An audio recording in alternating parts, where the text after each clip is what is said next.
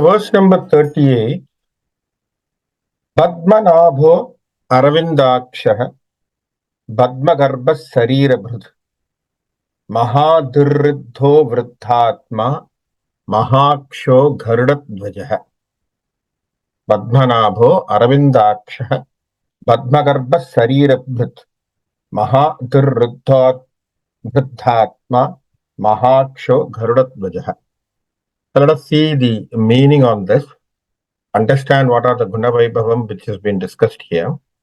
Bhadma Nabaha, a very simple understanding. Bhadma means the lotus, Nabaha means the navel. So his navel is considered to be the lotus-like navel.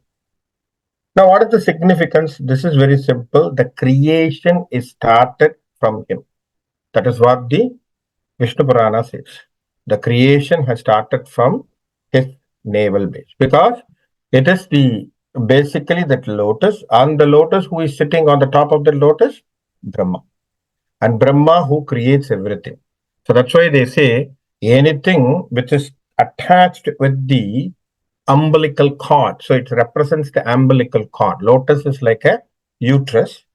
If you just put it on the other side, supposing if you put on the downward side the lotus looks like a uterus shape. And the cord which is there, the root or the stem which is connected, right? So which is basically the umbilical cord. So it is basically to signify everything, the creation starts from him. So that's why we say Brahma Sambandham means what? That means whoever has been got a birth through the Garbhavasam will always go with this chain. So it represents the Garbhavasam. Okay? So it is basically that Bhadmanabha. So he is the lotus, and then the person who has his navel is basically the lotus type of a navel. Now the question is, now, how do we interpret this? How do we understand? So there is also another, one of the commentator, he says, consider the Padma. Padma is basically the heart. Okay? And then keep him in the center of your heart. Then it's a simple way that you can realize him. Okay? You can realize him. So it is basically the lotus. The lotus is basically symbolic of your heart. And it's a connection between you and the Deva, who is the Vishnu. So that is one of the ways that they can also interpret. So both the ways of interpretation has been seen. So one is with the interpretation with the Brahma. Another one is interpretation with the devotees. With the devotion, they can always think that he is residing inside them. That's basically how we are understanding what is called Padmanabha. Okay, Padmanabha. Aravindakshaha. Aravinda Akshaha. Aksha means eyes. Aravindha means lotus. Okay, now the word which they have signified is Aravindaha. What type of a lotus it is? The lotus which becomes blooming lotus when it sees the sun. You see that? It is called Aravindaha. Aravindaha means the lotus which blooms by getting the sun rays. So it gets full, blossomed by getting the sun rays. There is also something called Pankajam. We can also see there is one of the name for Pankajam as lotus. What is Pankajam means? That which is grown in the marshy land. So there is a way that you can understand the words where they have been used. So here when they say Aravinda Akshaha means it is like sun. When the bright sun comes, then the lotus will blossom in full. Same way, when there is a devotee who is coming in front of him, his eyes will become very big like sun.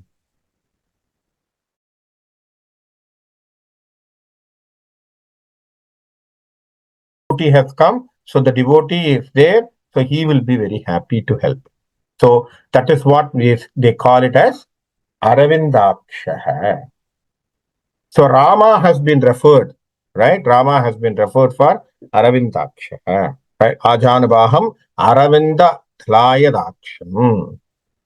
So that is what they say. Ajanabaham Aravinda Dhalayadaksham. Aravinda Dhalayadaksham means it is like the lotus eye.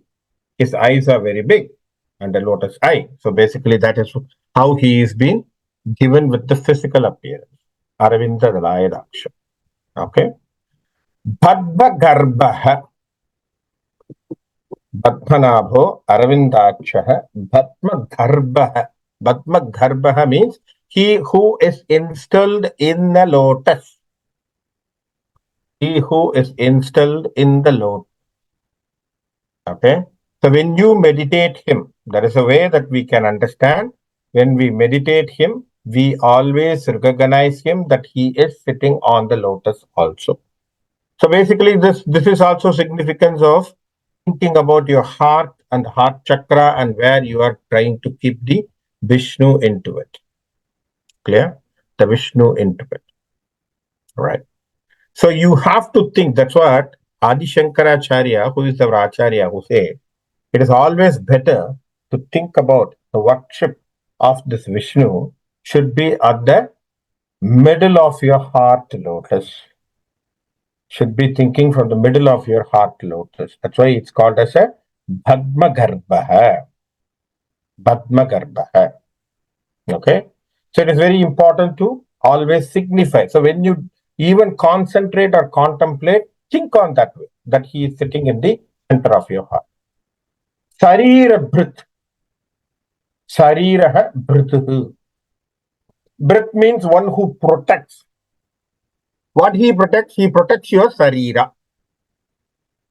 So when he says protecting your Sarira means what? He gives you the food and life energy. Basically, he gives the Pranadata.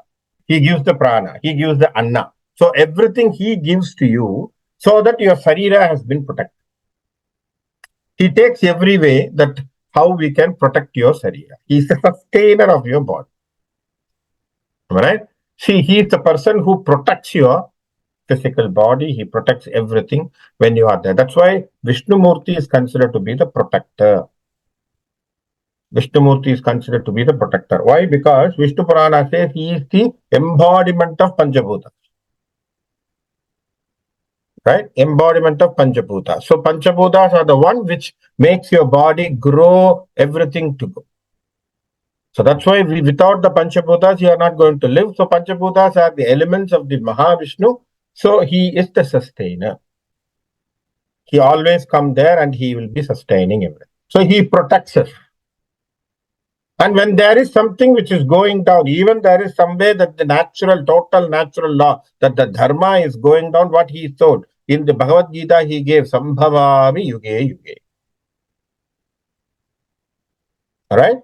Sambhavami Yuge Yuge Paritranaya Sadhuna Vinashaya Dushkritam Dharma Samstapanardhaya Sambhavami Yuge Yuge. What was the first word he said? Paritranaya Sadhuna. So he never told the very first priority, he never told, I have come here to destroy. He said, Paritranaya Sadhunam. I want to protect the sadhus. Who is the sadhu? The person who is following their own acharam, their own kula dharmam, their own mama dharmam, then he is considered to be the sadhu. This is an interpretation given by Adi Shankaracharya. Adi Shankaracharya says, according to your ashrama dharma. What is the ashrama dharma? What you have? You may be brahmachari. You may be samsari. You may be in vanaprastha. You may be in sannyasa. You got it? So you may be in any ashram. In that ashram, you keep that. You protect or you follow strictly the dharma, the rules and regulation, what is given to you. Got it? So sannyasa dharma means sannyasi should be like that. Vanaprastha dharma, vanaprastha. Grahasthasana should be a grahasthasana. Because there are so many duties, rules and responsibilities have been laid in the Manudharma Shastra only for grahasthasana. Veda says there are so many responsibilities for grahastha. So grahasthas have a lot of responsibility. You see that? So that's why each one has their own dharma. If you protect your dharma, you work according to it, you be following it, then you are considered to be sadhu. Arey, my avatara is not for just to come and destroy the people. My avatara is to paritranaya sadhuna. Protect this. That means he is always looking at the person who is walking in the direction of dharma. Maharidhi. The Maharidha. That means what? Mahirdha. That is what we say as immense riches. One who has very wealth, big wealth. What is the wealth we talk about? The wealth means, is it only the money what we are talking about? There are totally the list of 16 wealth which has been given. 16 wealth has been given. That's why in Tamil always say Padinaram Petru Peruvazhu Vazha. That means get all the 16 and live long life. So what that 16, there is a big list. It contains everything. Buddhi, Meda, Shraddha, Dhairya, Virya, Arogya, everything, Santana. So everything comes under that rich.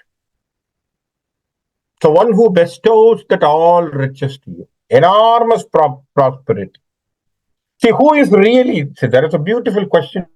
Okay, that's your question. Who is really rich? So Bhagavan Baba, without any hesitation, said, one who contented is a rich. Yes. One who is very much contented is very much rich. Not necessary that he is going to wander for something. He is very much contented in. So when I am contented, I don't worry. I will be happy about what I have. Then I will say I am the richest person. Right? So contentment gives you the richness. So who will give you that? Bhagavan Vishnu Deva is one of the person who can give you that. Prosperities for you. Boundless.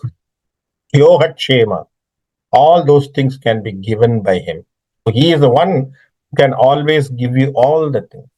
That's why they say, Aruchelvam, Aruchel. Two things are there. One is material wealth. Another one is the grace of Bhagavan. If you have the grace of Bhagavan, the other thing is very simple. Correct? The other thing is very simple. If you have the grace of Bhagavan, the other thing is very simple. But if you are only chasing for your material wealth, it is very simple that you will ignore the God. Right? Because of your chase between you and the material wealth, what happens? You will forget who is always helping you, who is now called as God. So this is where the Asuras and Suras, they have this debate and the dispute. All right. So very important is that you have to have rich, but that rich abundance or whatever it is with the contentment is only given by the Bhagavan. So that's what we have to have it. Ritaha. The next one is called Ritaha. One who keeps you growing and prosperous. One who keeps you growing and prosperous. Okay. So when the devotee grows, there's a beautiful statement the commentator says, he will grow when the devotee grows. Right? He will grow when the devotee grows. That means what? Bhagavan will be very happy when you are grown internally and also externally. The problem is many people, we want to grow externally by showing all the material wealth, but we don't want to develop inside. So inner development is very, very important. Atma Jnana is very, very important. Understanding Atma, the presence of Atma, what it is, everything is very important. Even the Arjuna was not having that knowledge. That's why Krishna has to give that knowledge in the war front for him on the chapter number 2, Sankhya Yoga, about what is Atma. Is it a right place to listen? We don't know. But Arjuna had an opportunity to listen directly from the Gita Acharya, who is the Krishna. To listen it directly. The real fortune what Arjuna had. So it is very important. Even the great warrior who has achieved the highest in his life, right? So think about Arjuna's fame. Everyone knows. Even before coming to war, even before he is touching the war front, Arjuna is known to the world for his own archery. Am I right? So everyone knows it. He doesn't need a war to prove his own bravery there. But such a brave archery person needs a guide to understand what is Atma. So we have to understand the context of Bhagavad Gita because it is important. You can materially get something. But if you don't develop inside, you are not going to be successful. Very important. So the leadership always connects with the interdevelopment, real fruits, what you have achieved outside. It's very important for you. So that is what we say. It is very important. Riddha, the one who keeps growing when the devotees grow. Vriddhatma. So Vriddha means old. Okay. Vriddha means old. The other way of understanding Vriddha is also called matured, experienced. Am I right? Experience. It's a beautiful understanding. Why experience is needed?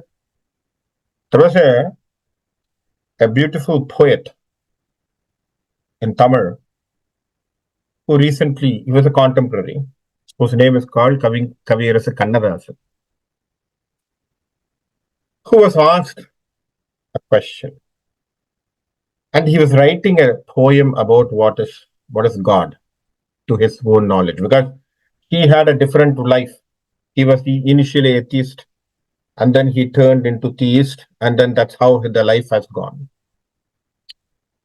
Then he's putting a poem in a way that whatever he experienced, and he says, as if he chatted with the God, and he's asking. So he, in front of a God, he's asking, hey God, what is birth?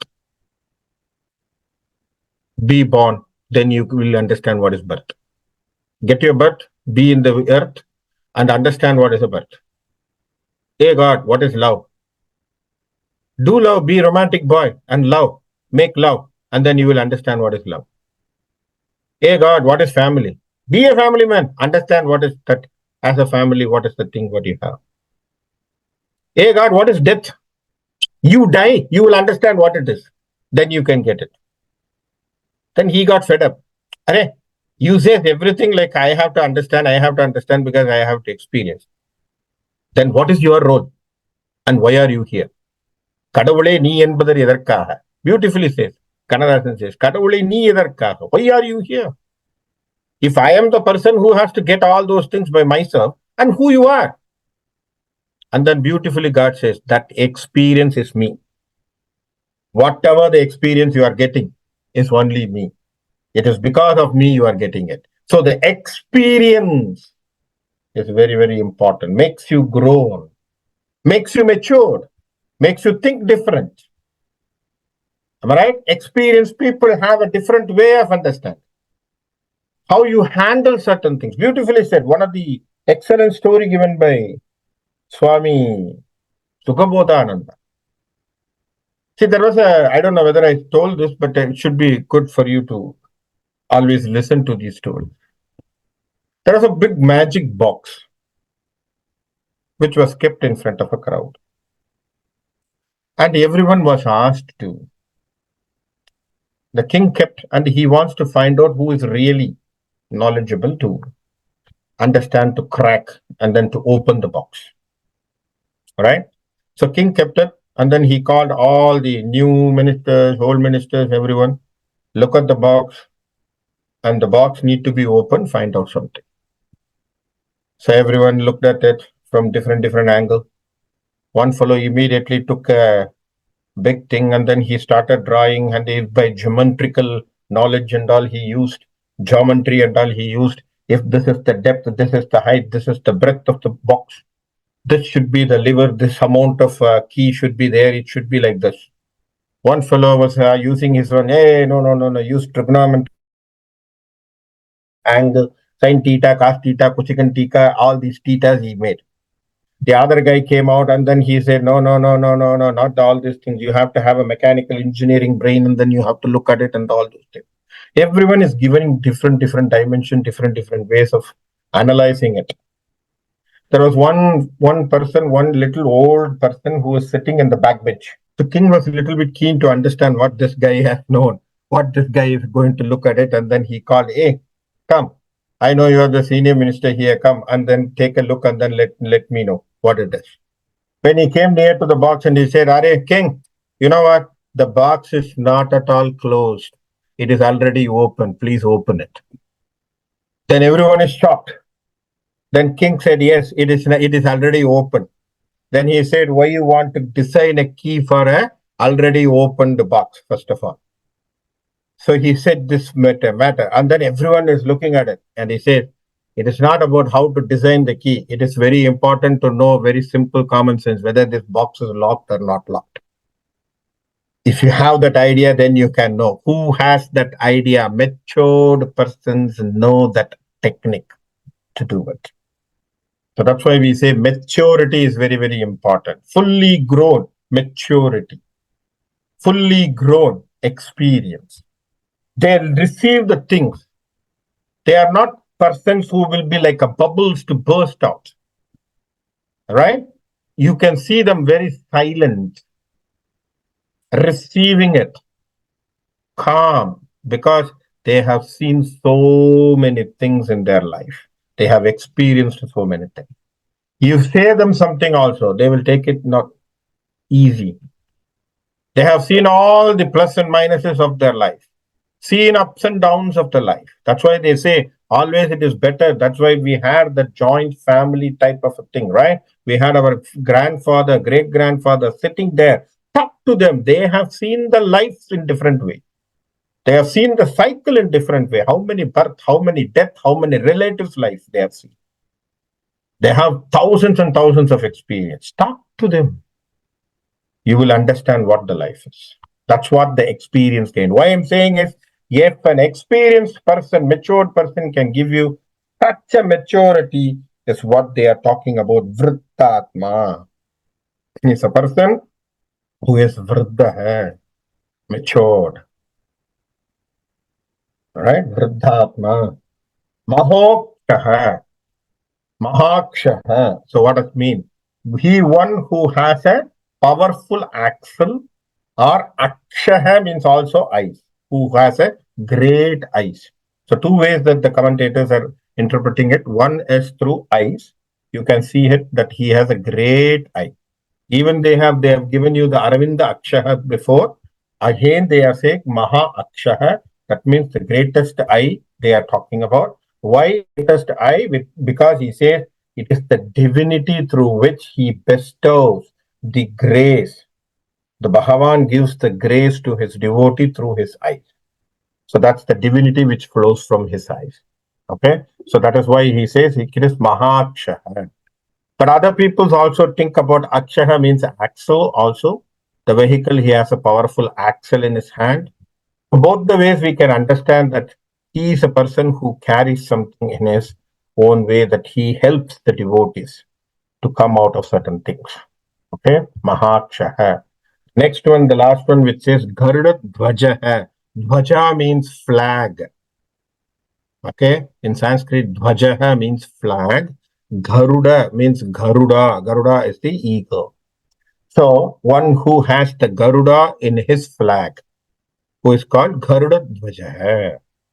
So for which in Mahabharata there was a story about Garuda, that his mother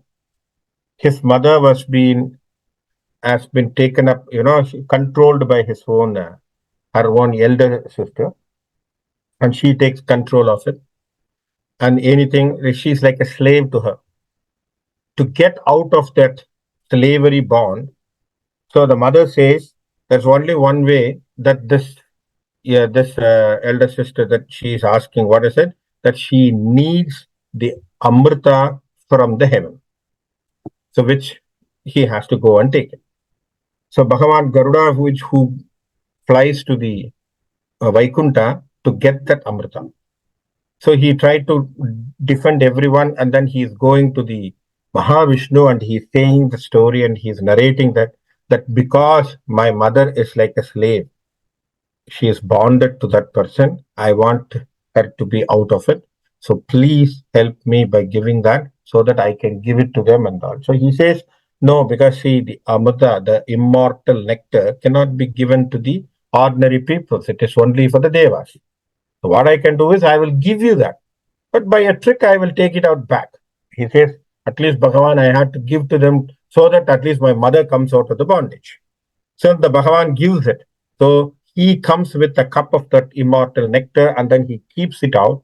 And then he says, here is the nectar. So now, from now, today, my mother is no more as a slave. She releases her from the slavery. So then that's where, by seeing all this greatest attitude that Garuda has towards his mother, Bhagavan Narayana says, you are being a brave person, you being having a very good attitude, you be my symbol who I'm going to carry in my flag. So that's why it says Garuda Dvaja hai. So he sits on the flag of the Narayana. And also he is the vehicle for Narayana. He also knows Garuda is the Garuda Vahana. So he also uses the Garuda Vahana. So this is the way that we interpret from the Garuda Dvaja. Okay. So there are other meaning also. They're saying that Garuda, Bhagavan is symbolizing about the Paramatma.